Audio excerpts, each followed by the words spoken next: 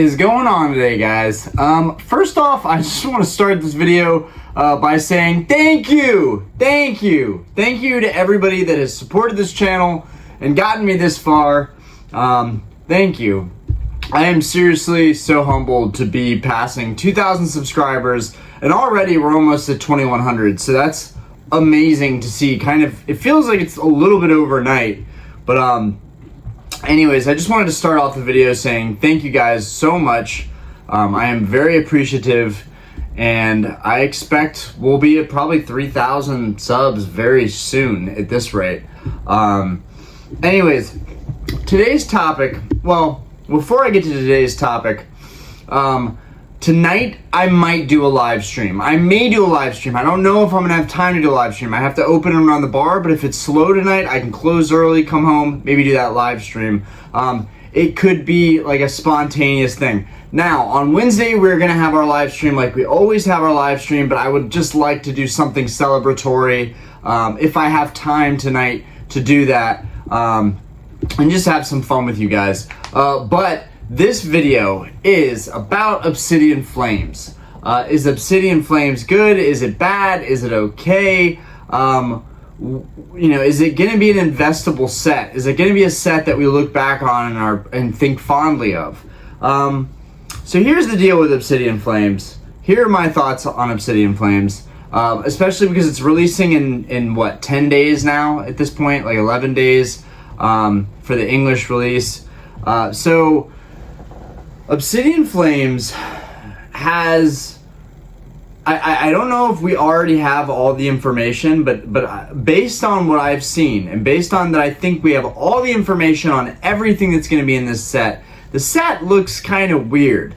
The set seems like it's kind of small, first off, which is great. I want them to make smaller sets. I would actually like them to cut back on these massive sets and scale back to like 120, 130 cards in a set. One, that's gonna make it much less headache. You know, they don't have to set a precedent with the sets that they had in Sword and Shield and Sun and Moon. They don't have to keep doing that. Pokemon, you don't need to feel the pressure of creating larger and larger sets. It's great, maybe it creates more playability in the TCG, but from a collector standpoint, I feel like there are a lot of collectors in this hobby, just as much so as people playing, and I think there's room for both. But what I'm trying to say here is the smaller set is a good idea. So that's where, right off the bat, I'm like, wow, Obsidian Flames is doing something good. Pokemon's done something good with this. So the bad, the Charizard is really the chase card of this set. Everyone's already beat this to a pulp, but here's my opinion on it. The Charizard Gold card and the Charizard alternate and full art, those are not enough to make this set investable. And I am a huge Charizard fan. Also, I want this to be a positive video. I want it to be informative. I don't just want it to be looked at as this is negative, he doesn't like the set. Look, I've already invested in a case for this set. I've already invested in a case of ETBs for this set. Mainly because I think one of the best things in the entire set is actually the Charmander promo, the ETB promo with the Charmander with his head up against the window. I think that's one of the best things out of this whole set. So I'm really stoked that I bought a bunch of those ETBs out of the case, because I do think with the limited knowledge I had when I bought this set, when I pre-ordered the set months back, the Charmander ETB was the most exciting thing. I'm really glad I acted on that.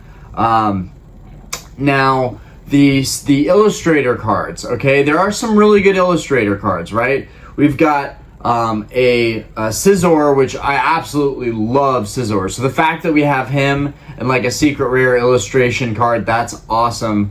We've got Ninetales. That's a big one. There's an OG Pokemon right there. That's awesome. And I know I lean towards the OG Pokemon, but there are also good arts of the other Pokemon. I think, the illustration cards, typically with all these sets, they look good. And especially when you see them in person. And maybe when we see this Charizard in person, we'll feel a little bit different about that.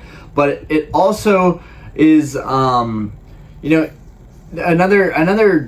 good thing about this set, I think, is the fact that the the Tyranitar is brought back in this set. Unfortunately, the bad side of that is that the Tyranitar has the Terra Crown. And again, you guys know my opinion on the Terra Crown. I liked seeing Tyranitar and Paldea evolved. I love seeing him in Obsidian Flames. Unfortunately, with a full art with this massive, light bulb thing on his head, I just don't think it's a good look. It's unfortunate. Other Illustrator cards that I think are more of the good side of Obsidian Flames are the Pidgeotto cards. Those look phenomenal in my opinion. I'm really excited for those. Also the Houndour and the Houndoom. Those are great in this set. And then the full art Absol, that is another card that I think is really great in this set. Y'all know I'm not big into waifu or trainer illustration cards, so I'm not really going to get into those because it's just not something that I'm really into collecting. I really want to focus more on the actual Pokemon themselves. Yeah, that's kind of the good, bad, and the ugly about this set. Well, no, the ugly about this set is that it's right before the best set, I think, of the year. Well, no, yeah, there's no argument here. 151, it just blows everything out of the water. Everyone's been talking about it since the Japanese release. That's going to make it really, really tough for people to want to invest and buy and stock up on Obsidian Flames, which leads me to believe that Obsidian Flames could be sitting for a while. Eventually it'll go up, right? Like, I'm still going to invest in everything in the Scarlet Violet block, even if it really hurts me financially to do so. I'm still going to invest because I do believe historically things repeat themselves, and in the long term it's going to work out nicely investing in these sets and just being open-minded to anything that can happen with these sets. I do think a lot of people are going to sit out on Obsidian Flames, and I wouldn't blame you. I honestly wouldn't blame you. I'm just trying to stick with everything that Pokemon drops. I really am not being selective, and I think that's maybe not the smartest move financially, but I really beat myself up with Sun and Moon and Sword and Shield, and I should have been more actively trying to collect cases of every set.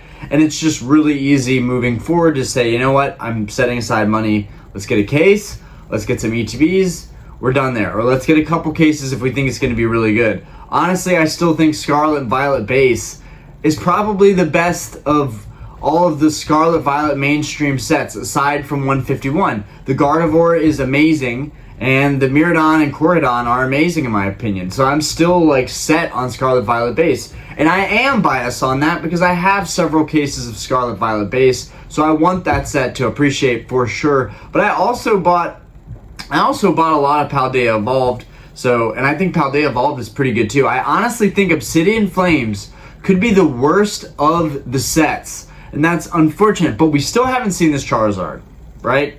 If we see this Charizard, you know me, if I pull a Charizard early on, opening a couple of these packs, because when this set drops, I am going to open some product regardless. If I pulled a card like that and got lucky enough to pull one of the rare chase cards, that might change my opinion a little bit. But for the most part, I think when I see the artwork for that Charizard, I'm not going to feel like it's amazing. But I don't know. I'm not going to know until I'm looking at that card in person. I do plan to get it no matter what the market price is for that card. It's a Charizard card. It's going to be the cheapest now. Maybe it'll be even cheaper a month or 2 months from now, but I just want to make sure that I get that card when it comes out.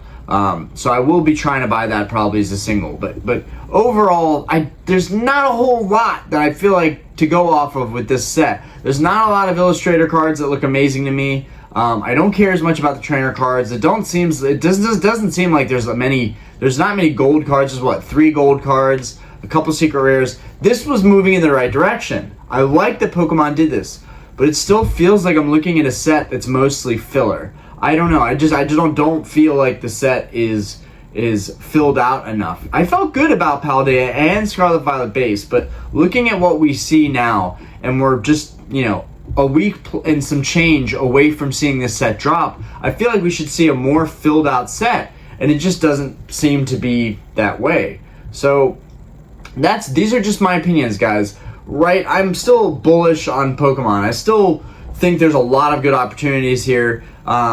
I also think that people could pay less than what I paid just by waiting for the release, because I think a lot of people are going to end up canceling. I think a lot of people are going to be changing their orders, and there's nothing wrong with that, right? You see a product, it's hyped up, and then, you know, more stuff gets leaked and we're thinking maybe this product isn't as good as we were led to believe it firsthand. You know, the Charmander ETB promo right out the gate was a really big deal with this set. I think it really set it apart from everything else. But in comparison to the Pikachu promo with Paldea Evolved, and that whole set was good too, I don't think there's much comparison. And I'm not even, like I said, I'm not big into waifu, but the Ayano full arts and the Miriam full arts also were in Scarlet Violet base and Paldea, and those were really good. Maybe there's going to be something like that in Obsidian that I've just looked over and I haven't realized that there's even more value in Obsidian. I hope so, because I'm still investing in the set, right?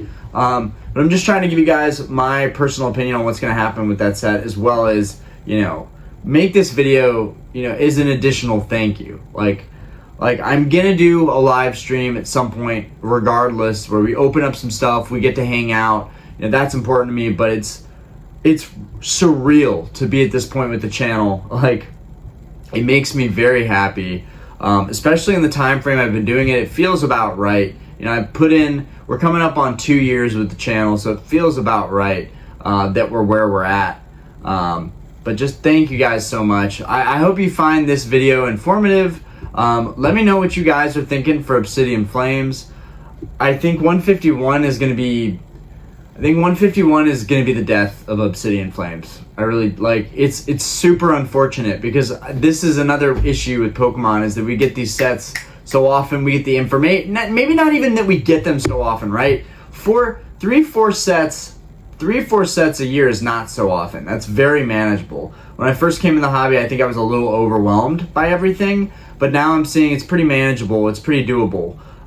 The problem is that the information itself spreads way too fast, right? If the information spreads too fast, nobody's even enjoying what set we're on, and we're all thinking about the next big thing. Myself included. 151 is like the main thing that I'm thinking about. I will say the sets overall in Scarlet Violet have been pretty easy to complete. I'm finding it super easy to go to my local shop and get most of the cards that I need to complete these sets. Like both Scarlet Violet base and Paldea are almost fully complete for me. Like, I'm so excited about that, because that really wasn't very easily done with the Sword and Shield sets. And I'm still missing cards from Sword and Shield. I know I need the Fat Pikachu, the VMAX Pikachu. I need the Eevee evolutions from Evolving Skies. I need a lot of alternate art cards. Who am I kidding? But I think Scarlet Violet has done well so far, and I do want to say that. And either way, I'm going to try and complete Obsidian Flames too. I'm going to try and complete the set, and there's only 2 ways to do that. I'm either opening product or I'm buying singles from the store. So I'm hoping that the public still perceives this as a good set, despite, you know, anything that I think or what other collectors think. I think a lot of people, we've been talking about this for a while, that Obsidian Flames is just kind of like so-so. And there's nothing wrong with that. Not every set has to be amazing, but when you are investing money into it and you really want something to look forward to, it's really hard to put hundreds of dollars into a set that doesn't really even excite you. For me personally, that's very tough. But I know the hype builds. You know, as we get closer to this set releasing, the hype is going to build. We're going to see people opening stuff. Maybe people will get some God boxes or God packs. Who knows? You know, so we'll see. And maybe the Charizard card is much better in person than we've perceived so far. So I'm really happy about the Absol card. That Absol full art, I feel like sometimes I like the full arts more than I like the alternate arts. I just think that they're simple, they're clean, they're nice. I like the texture.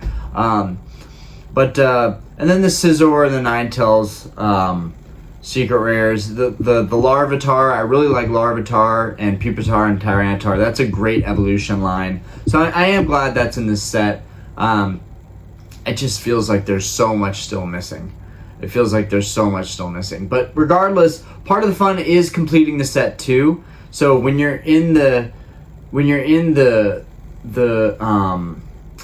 progress part of completing your set, when you're like halfway, you know, 2/3 done with completing your set, it feels really good to have all those cards go in their, you know, particular positions and really fill that set out. Especially with all the reverse cards shiny. So I'll be excited either way to work on the set. I'm just giving you guys my honest opinion from those of you that are out there that are looking to invest in Scarlet Violet, that are looking to invest in Obsidian Flames.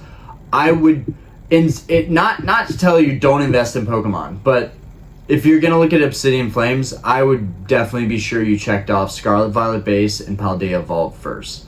I think those are better sets. They are more well-rounded sets, and there are great chase cards in both of those sets. But you guys gotta let me know what you think of Obsidian Flames. Am I alone in this? Am I just being a little bit too critical of the set? You guys can let me know how you feel. But regardless, thank you guys for tuning into the channel, watching all my videos. It'll be really excited to see where we get to. Next stop is 3K. So anyways, guys, I hope you have a wonderful day. If the bar is slow again tonight, we may do a live tonight. What I would like to do is I would like to do several different packs off my displays of different sets. That way we kind of don't get bored of opening the same set and expecting or wishing for those chase cards only out of that set. I think it'd be fun to do like Fusion Strike, Brilliant Stars, Silver Tempest, Evolving Skies, Rebel Clash. We can do a little bit of everything. I do not want to open sealed product. Honestly, I feel like that's just me taking more losses, especially because most of those sets are already filled out. But I am missing some cards. Maybe we'll get lucky. Maybe we can pull something, and maybe we'll have time for it tonight. I'm going to keep you guys posted. If I can close the bar early, I'll do a post on YouTube. I'll let everybody know. But regardless, thank you guys so much, and hope you guys find this informative. Let me know what you think about Obsidian Flames. Is it flop? Is it going to be great? Do you like the Charizard? What cards are you into most? The illustrators, the full arts, or the secret rares, the gold cards? Let me know what you guys like about Obsidian Flames, and what you don't like, and why you're investing or why you're choosing maybe to not invest. Anyways, leave that in the comments below. Peace!